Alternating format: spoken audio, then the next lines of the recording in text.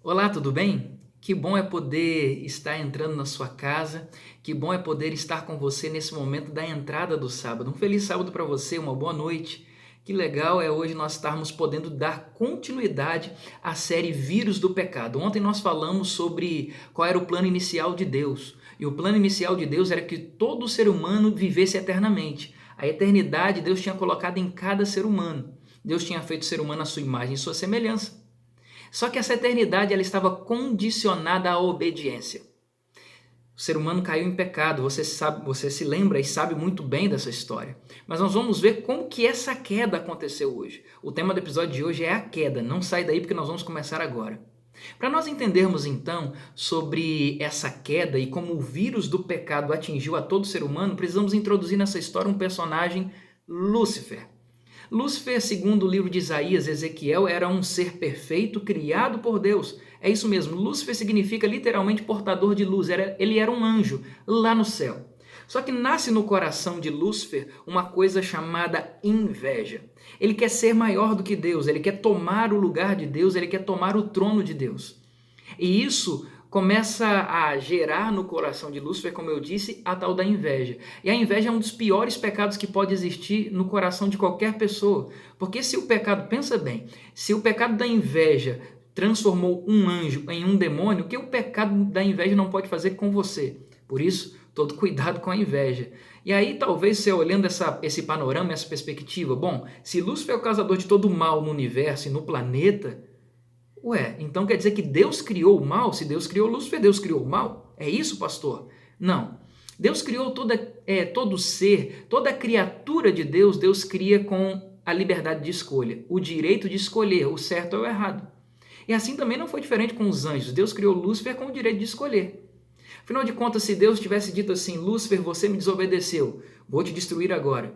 Lúcifer teria razão, porque a acusação que Lúcifer, acusação falsa, por sinal, que Lúcifer fazia contra Deus é que Deus era um Deus tirano e que não dava liberdade para suas criaturas, liberdade de escolha. Imagine se Deus destrói Lúcifer naquele mesmo instante, quando ele erra e quando ele cai nesse pecado da inveja. Já imaginou? Lúcifer teria toda a razão. E então acontece, como o Apocalipse diz, uma guerra lá no céu. A presença de Lúcifer no céu já estava insustentável. Não dava para ele continuar lá mais. Então Lúcifer e a terça parte dos anjos, ou seja, 33% dos anjos do céu, que é muita coisa, são milhares e milhares de anjos, estão de um lado, Jesus e seus anjos do outro. Satanás, Lúcifer perde a guerra e é lançado aqui para a terra.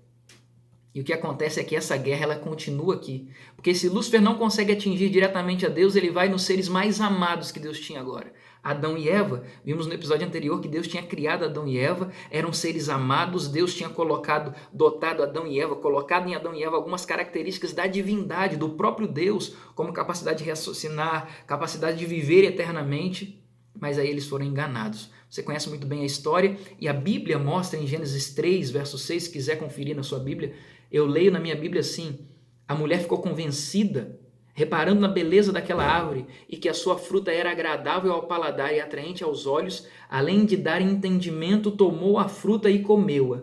Depois ofereceu ao seu marido e ele também comeu.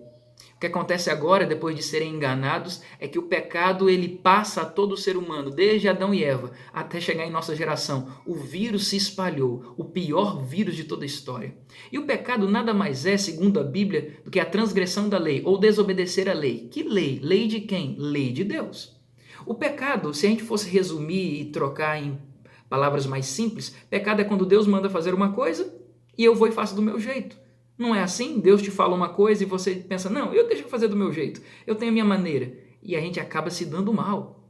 Geralmente, quando o inimigo consegue te enganar e me enganar, ele sempre coloca algumas pitadas de algumas coisas específicas, como, por exemplo, misturar verdade com mentira, como ele fez com Adão e Eva, misturou verdade com mentira, ele te deixa cego. Eva nem sequer conseguia ver que ela perderia o jardim do Éden, perderia a presença de Deus, que era o principal, perderia todos os benefícios que Deus tinha dado para ela e para o seu marido. Ela não conseguia ver, e o pecado te deixa cego, não é assim? Pois é, o pecado, segundo a Bíblia, etimologicamente, se você for pegar algumas expressões no hebraico, no grego, você vai ver que existem alguns tipos de pecado. E alguns deles eu queria enumerar para você. O primeiro deles é quando você erra o alvo. É quando Deus te diz, é por aqui, você não acerta o alvo. Ou então quando você pisa fora do caminho, Deus te orienta e você acaba saindo um pouquinho às vezes do caminho. Outro tipo de pecado seria um terceiro, aquele pecado de escorregão, aquele que você nem estava intencionado em cair, mas acabou caindo. Mas tem aquele pior tipo de pecado que é o pecado de mão erguida. É aquele que você diz assim, eu faço e faço mesmo, não estou nem aí para o que os outros vão dizer para mim. Esse é o pecado que você planeja, esse é o pecado que você faz porque quis fazer. Nessa hora, quando Adão e Eva caem em pecado, é como se Deus estivesse numa sinuca de bico.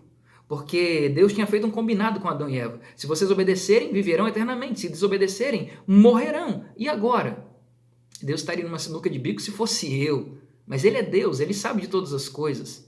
Era mais ou menos uma situação. Se Deus, uma situação que a gente usa aquele ditado popular, se correr o bicho pega, se ficar o bicho come. Porque se Deus então destrói Adão e Eva, Satanás teria razão. Mas se Deus deixa Adão e Eva passarem sem dar nenhuma punição àquele pecado, ou sem ter nenhuma solução para o pecado, Deus também estaria errado. E agora? Deus teria uma saída? Qual seria o plano de Deus? É o que nós vamos ver no próximo episódio. Eu te convido para você não perder o próximo episódio. Mas uma coisa que a gente precisa entender é que, em primeiro lugar, o pecado ele é capaz de te derrubar. O pecado te derruba, mas Deus te levanta. O pecado é capaz de destruir os planos que Deus tem para você. Mas sabe de uma boa notícia? Deus é capaz de transformar toda maldição em bênção. Você vai ver no próximo capítulo como Deus é capaz de transformar a maldição do vírus do pecado em uma bênção. Mas antes de ver isso no próximo episódio, você pode desfrutar isso na sua vida também. Eu espero que hoje você entenda a gravidade do que é pecado em sua vida e do que você tem feito. E permita que Jesus te levante pela mão. Ele está estendendo a mão para você agora. Ele não veio para te acusar, ele só te levanta. O pecado te derruba, mas Jesus te levanta. Deixa ele te levantar hoje. Deixa ele estender sua mão e te segurar agora. Você está disposto a isso? Se estiver disposto a isso, feche seus olhos e vamos orar. Pai amado, obrigado por essa pessoa que ora agora comigo, reconhecendo a gravidade do pecado. Nós, ó Deus, reconhecemos que muitas vezes caímos no pecado e nas armadilhas que o inimigo coloca para nós. Mas nessa hora, nós queremos estender as mãos e dizer, Pai, segura nossa mão e nos levanta. Obrigado por não nos julgar, só nos levantar. Obrigado pelo teu amor por nós e a paciência que tu tens conosco. É o que oramos em nome de Jesus. Amém.